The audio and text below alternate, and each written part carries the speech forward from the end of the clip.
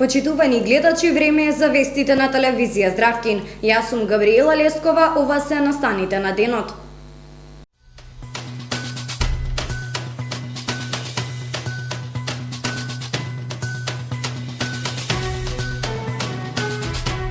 Состојбата во Велес е алармантна. COVID-19 полека се вселува и во училиштата во Велес. Градоначалникот Коцевски бара поодговорен однос од страна на вработените во ЈКП Дервен.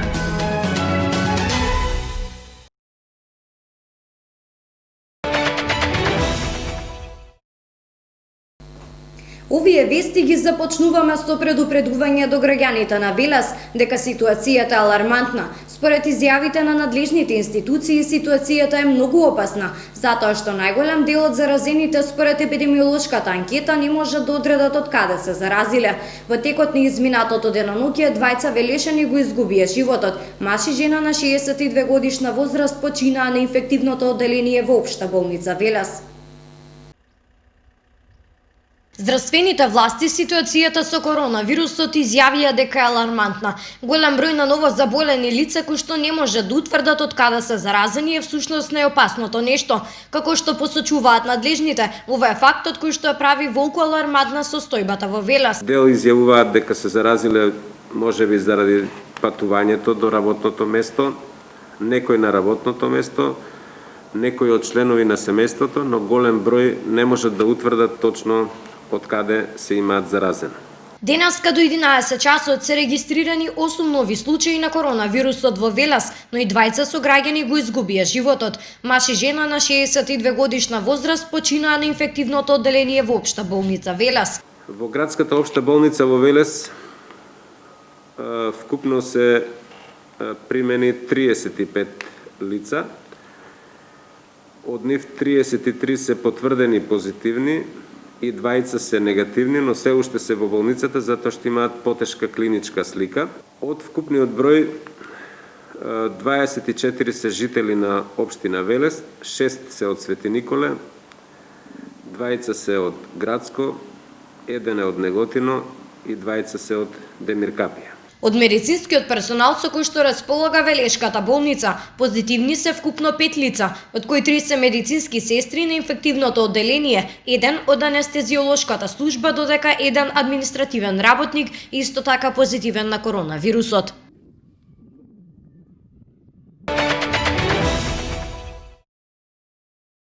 Коронавирусот полека се вселува и во образовните институции во Велес.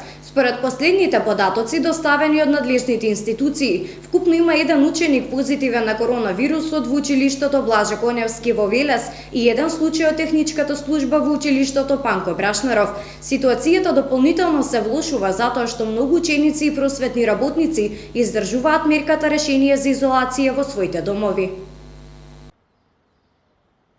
Според последните информации на надлежните институции, можеме да констатираме дека COVID-19 полека се вселува и во училиштата во Велес. Според прикажаните податоци, досега еден ученик од Блаже Коневски и еден вработен во техничката служба во училиштето Панко Брашнаров се позитивни на коронавирусот, но ситуацијата дополнително се комплицира, затоа што голем број се во изолација. Односно во основното училиште Кирил и Методи во Велес 4 ученика се со решение за изолација, додека во Блаже Коневски 16. Исто така и директорот ново училиште Јован Чемановсков е во изолација.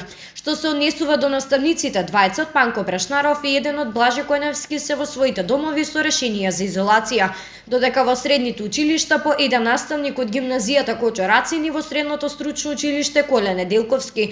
Исто така и 2 дечиња од детската градинка Димче Мирчев се со одлука за изолација.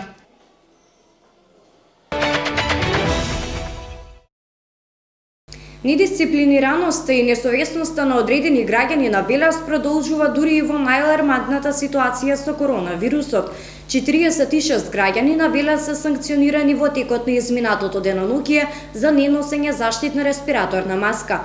Како што предупредуваат властите, ситуацијата е многу опасна, затоа што новозаразените не може да утврдат од каде се заразиле според епидемиолошката анкета. СВР Велес ги предупредува граѓаните за задолжително почитување на мерките за заштита од коронавирусот, во спротивно тие ќе бидат санкционирани. Инаку полициските службеници на секторот за внатрешни работи Велес казниле 21 лице во Кавадарци и 5 во Неготино.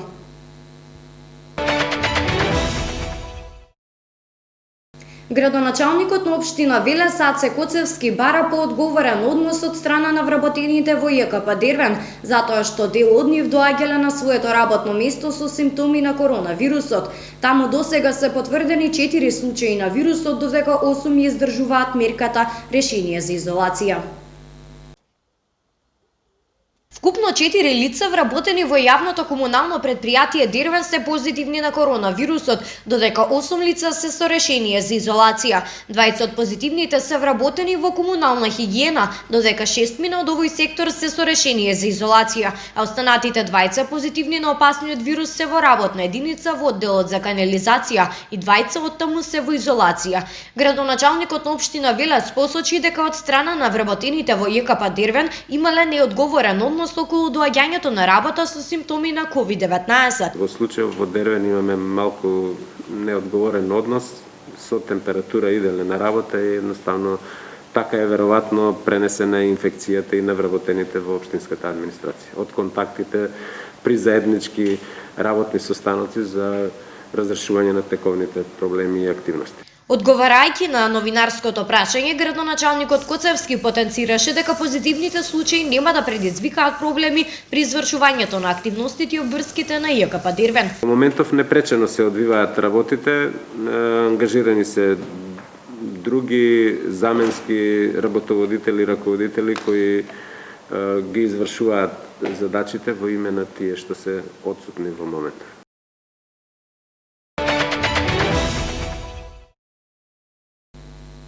Тажна вест ги потресе Велешани. Денеска почина најистакнатиот волонтер на Црвениот крст во Велес.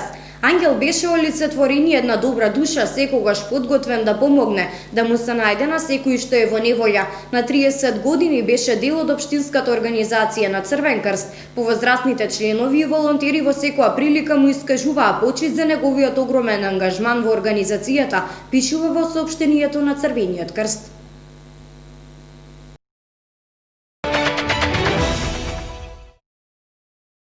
Продолжуваме со вестите од Македонија. Владата на вчерашната седница донесе повеќе одлуки, меѓу кои ограничување на работното место на угостителските објекти до 23 часот и ограничување на бројот на патници во возилата на јавниот превоз до 50%. Владата на вчерашната седница го прифати предлогот од Комисијата за заразни болести и одлучи да се ограничи работното време на угостителските објекти од 23 часот поради зголемените бројки на новозаразени на ниво на целата држава. Според она што вчера беше усвоено на 13-тата седница, беа разгледани и прифатени препораките на Комисијата за заразни болести да се ограничи работното време на сите угостителски објекти до 23 часот, освен оние што вршат испорака. Исто така владата донесе уште неколку одлуки со цел заштита на јавното здравје на граѓаните, меѓу кои ограничување на бројот на патници во возилата на јавниот превоз до 50% од вкупниот капацитет предвиден во едно возило. Исто така владата на нашата држава ја прифати и препораката за тоа целата државна и јавна администрација, односно општините и судовите согласно принципот на работа, организирањето на истата да се одвива во смени, онлайн од дома или по принципот на ротација. Како што извести локалната власт во Велес, ги чека точните насоки на владата со цел да го имплементира соодветниот систем на работа на општината.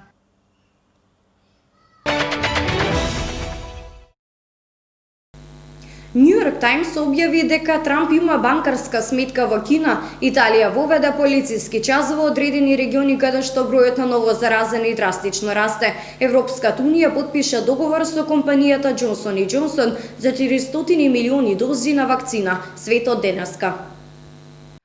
And this is why in Europe Председателката на Европската комисија Урсула фон дер Лајен во среда откри дека Европската унија потпиша договор со фармацевтската компанија Johnson & Johnson за набавка на 400 милиони дози од нејзиниот кандидат за вакцини против COVID-19. Бидејќи коронавирусот брзо се шири низ цела Европа, ние обезбедуваме дози за идни вакцини за да ги заштитиме граѓаните. Денес потпишавме договор со Johnson & Johnson кој му возможува на земјите од Европската унија да купат до 400 милиони дози. Ова е наш трет договор со фармацевтска компанија, следува уште, напиша фон дер Лајен на Твитер.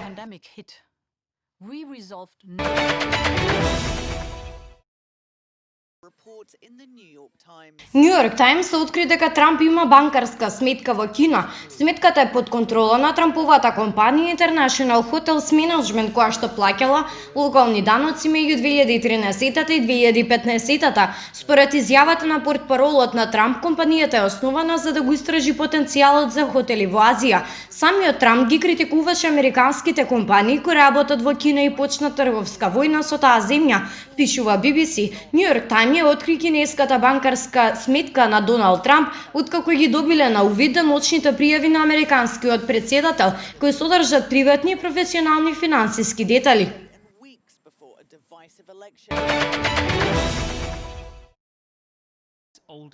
Италијански региони воведуваат нови рестриктивни мерки поради растот на заболени и хоспитализирани од COVID-19. По последните 24 часа во Италија има скоро 11.000 ново заразени, 800 нови пациенти биле примени во болница, а бројот на смртни случаи изнесува 87.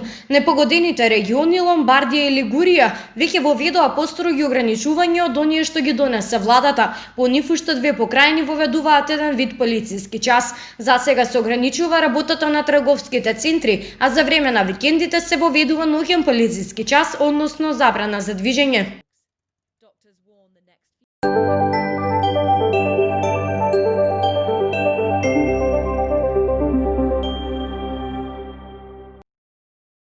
За крајот на овие вести информираме за временската прогноза. Денес имаме сончево време со повремени облаци. Температурите се движат од 3 до 18 степен, додека во текот на утрешниот ден не очекува сонце, а температурите ќе се движат во интервал од 3 до 21 степен.